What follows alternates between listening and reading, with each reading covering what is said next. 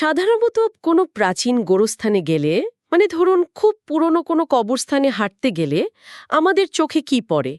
আম, বড় বড় স্মৃতিসৌধ কিংবা মার্বেল পাথরের উপর খোদাই করা লম্বা সব নাম আর পদবি। হ্যাঁ, ঠিক।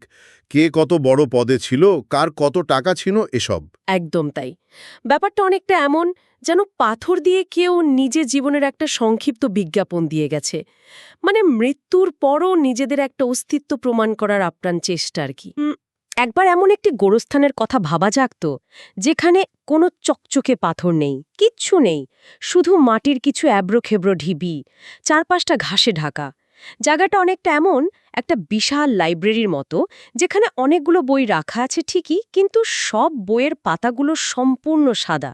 অসাধারণ একটা উপমা।